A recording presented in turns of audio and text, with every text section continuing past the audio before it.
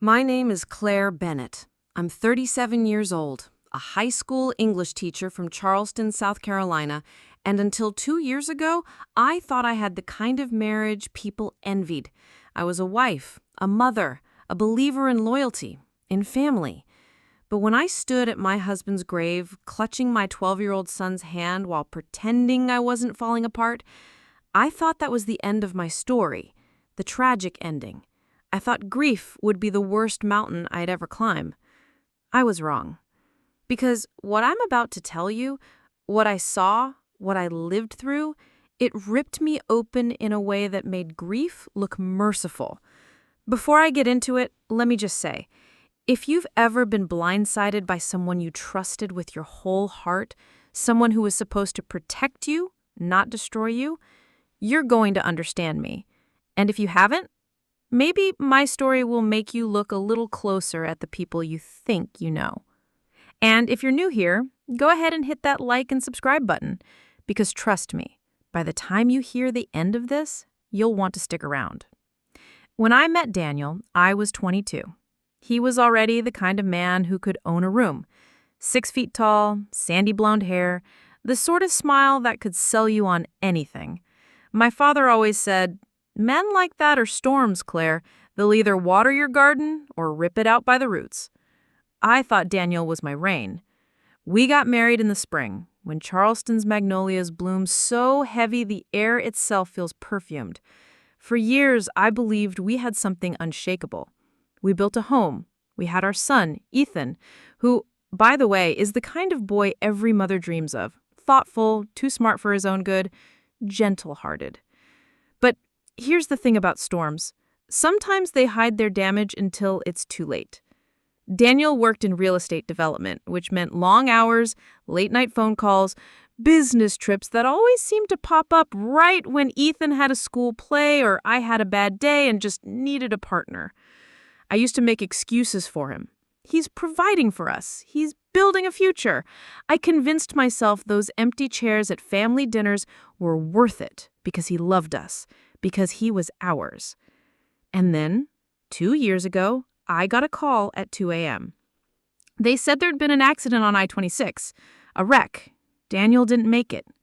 Just like that, I was a widow at 35.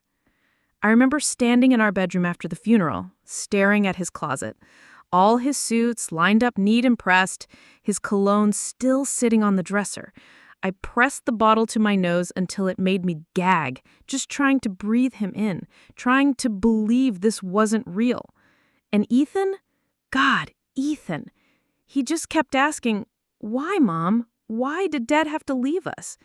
And I had no answer. Because how do you explain the impossible?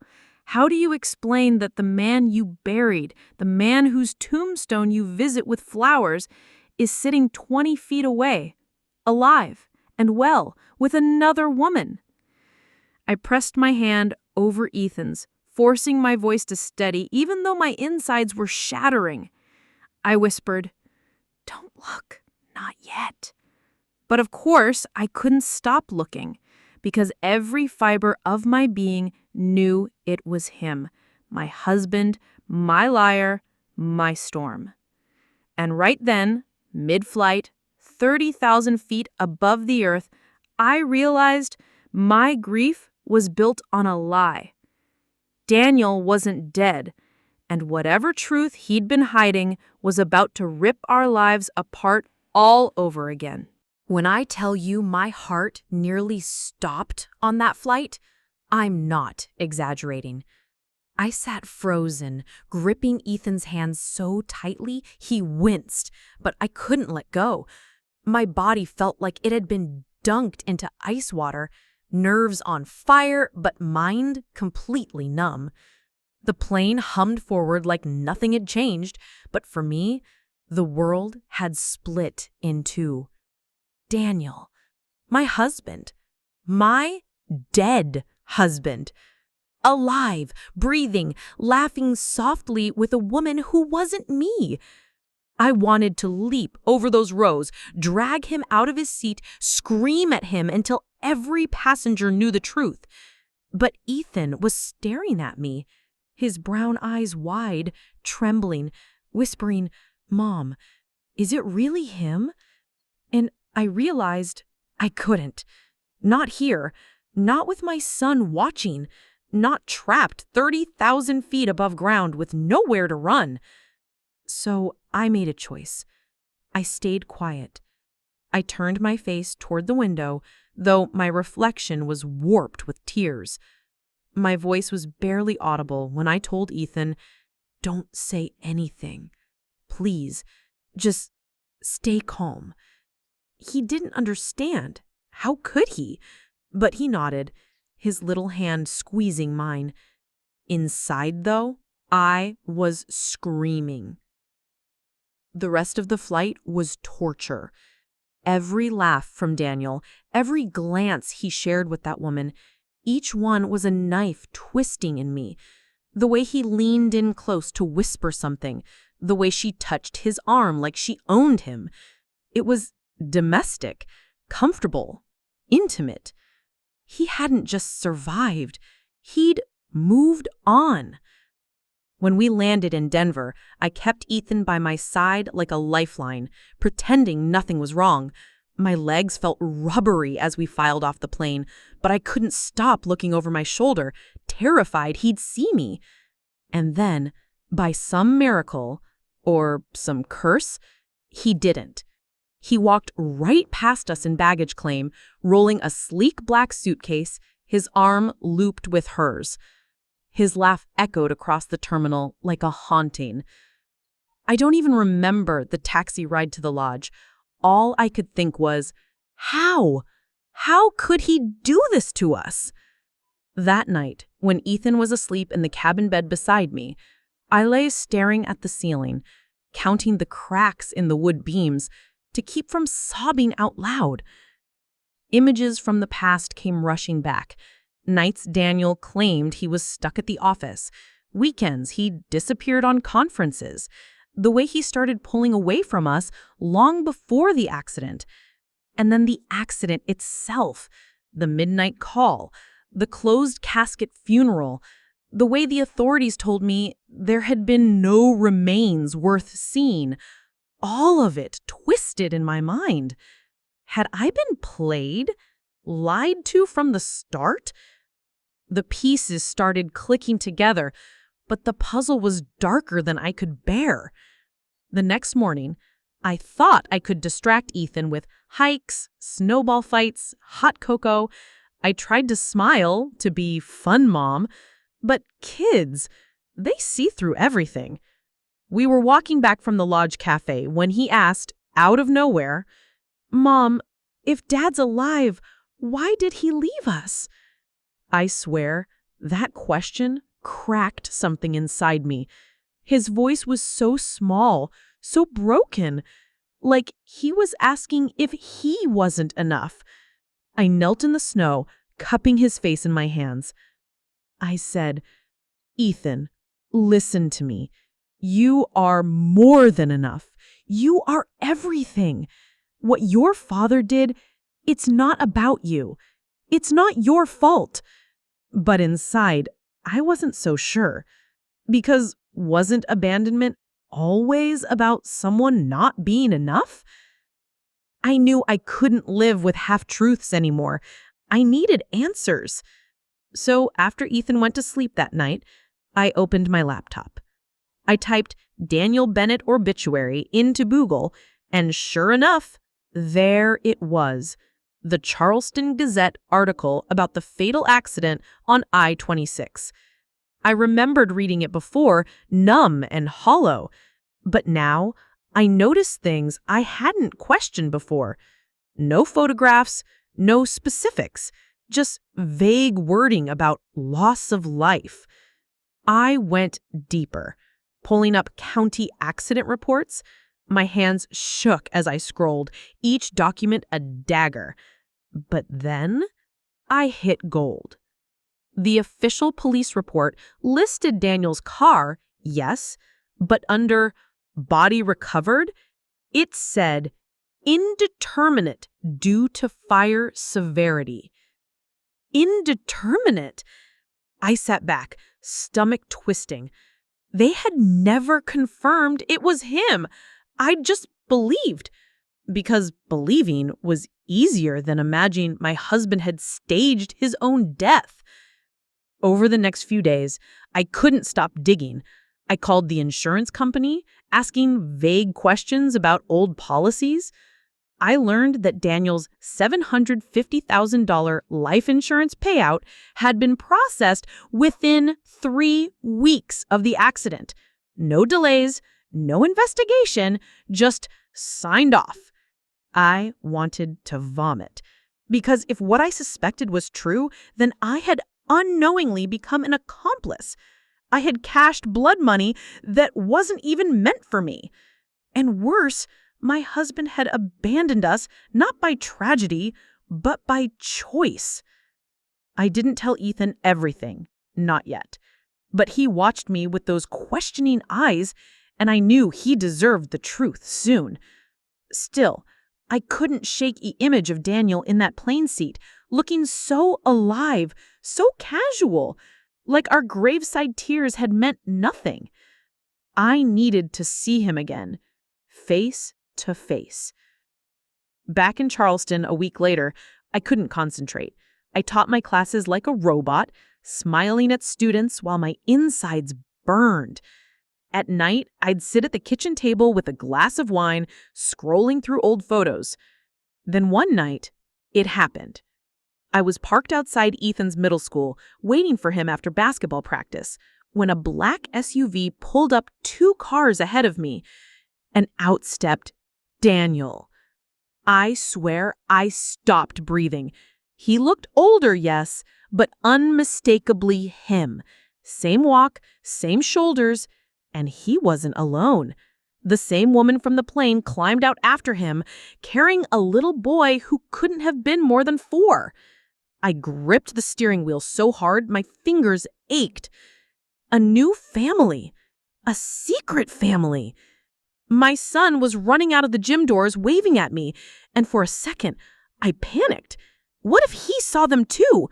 But Daniel ushered his new family into the SUV, pulling out before Ethan could notice. I sat there trembling, every nerve ending on fire. That night, when Ethan was asleep, I pulled an old shoebox from the closet. Inside were Daniel's watches, cufflinks, even his wedding band. Things I couldn't bear to throw away after the funeral. I held that ring, cold and heavy, and I made myself a promise. I wasn't going to cry anymore. I wasn't going to be the widow, the fool, the discarded wife. No. I was going to make him see me, make him pay for what he'd done to me, to Ethan, to the life he had burned down just to start another. But then, just as that resolve hardened in me, something happened that changed everything. I was tucking Ethan into bed when he whispered, "Mom, don't be mad, but I saw Dad again. At school. He looked right at me." I froze. "What do you mean?" I whispered. Ethan's eyes filled with tears. "He looked at me like he didn't even know me." And that, more than the lies, more than the betrayal, that broke me. Because Daniel hadn't just abandoned me. He had abandoned his son. And that was the moment I knew revenge wasn't just an option.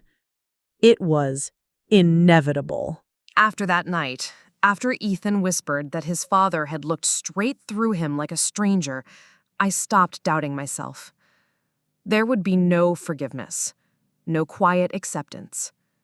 Daniel had made his choice when he walked away from us, when he let his son grow up believing he was dead. I wasn't going to chase him, wasn't going to beg for explanations. No. If he wanted to erase me, erase Ethan, then I would carve the truth into the very ground he walked on. The first step was patience. Revenge isn't about rage. It's about precision. I started small, methodical. I pulled bank records, Old tax returns. I called in favors from a colleague whose brother worked at a local bank. And the more I dug, the uglier it got. Daniel had staged it all. The accident, the insurance claim, even fake witnesses. He hadn't just left us. He had profited from our grief. He'd stolen nearly $1 million in payouts, money meant to protect his widow and child. Instead, he used it to build a shiny new life with his shiny new family. I wanted to scream it from the rooftops, but I knew exposing him wasn't just about me. It was about protecting Ethan's heart.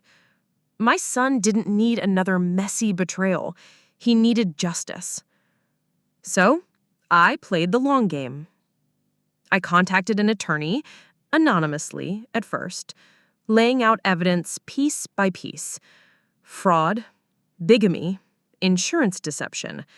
And when I finally revealed who I was, the supposed widow, the attorney's jaw practically hit the desk.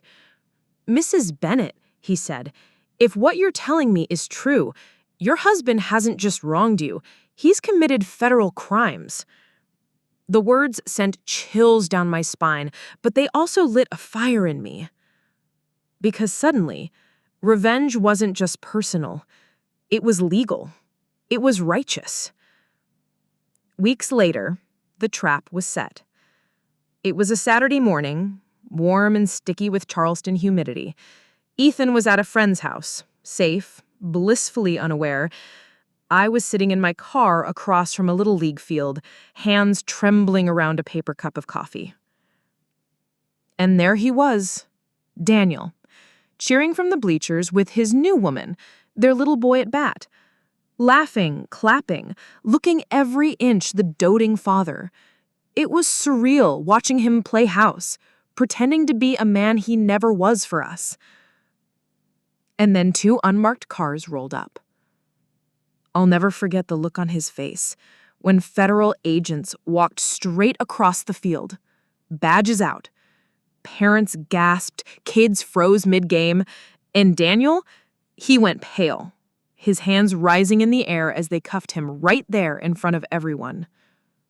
The woman screamed, the little boy cried, and for one bitter, vindicating moment, I felt nothing but relief. He turned his head, scanning the crowd, and then his eyes landed on me. Recognition, shock, a flicker of something like shame. I held his gaze, steady and cold. He opened his mouth, maybe to plead, maybe to curse me, but the agents shoved him toward the car before a word could escape. And just like that, Daniel Bennett's second life came crashing down. The trial was brutal. The headlines screamed about the Charleston man who faked his death. Every detail of his deception splashed across the news. Former colleagues, neighbors, even his parents. Everyone was blindsided. I sat through it all. Every testimony, every photograph. The lies were laid bare. What the hardest part was when they called Ethan to testify. He stood there, just 12 years old, voice shaking, saying, "I thought my dad was dead. He let me cry at his grave." There wasn't a dry eye in that courtroom. Daniel couldn't even look at him. The verdict came down swift.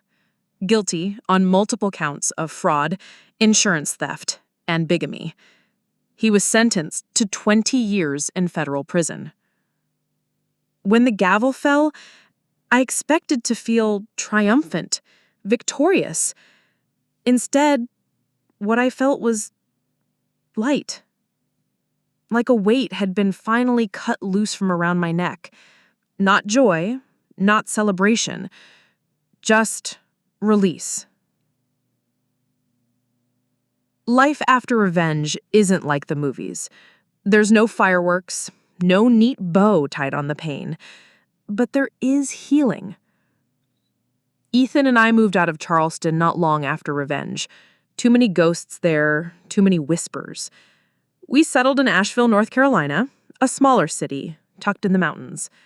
I got a teaching job at a quieter school, where the kids actually say, "Yes, ma'am," and the parents bring peach cobbler to PTA meetings. And Ethan, he's thriving. He joined the soccer team, made me friends. Sometimes he asks about his dad, but less and less. When he does, I don't lie. I tell him the truth, that his father made choices, and that those choices don't define him. What I've learned is this: revenge doesn't erase the past. It doesn't make the betrayal vanish, but it does something almost as important. It gives you back your voice. It reminds you that you are not powerless, and sometimes that's all you need to move forward. I still visit the old shoebox sometimes, the one with Daniel's watch, his cufflinks, his wedding ring. Not to torture myself, but to remember, to remind myself how far I've come. Because I am not the woman who cried into her pillow, begging for answers. I am not the widow who lived in silence, swallowing someone else's lies. I am Claire Bennett, a mother, a survivor, a woman who stood in the fire and walked out whole. And if there's one thing I know now, it's that storms may destroy, but they also clear the ground. And from that ground, you can build again. Stronger, wiser, untouchable. So, that's my story. Sometimes the best revenge isn't fire or fury. It's truth. It's survival. It's living a life they never believed you could. If you've ever been betrayed like this, or if you've taken your own kind of justice, I'd love to hear about it. Don't forget to like, subscribe, and drop your own story of revenge or healing in the comments below. Because at the end of the day, we're all just trying to turn our scars into something worth remembering.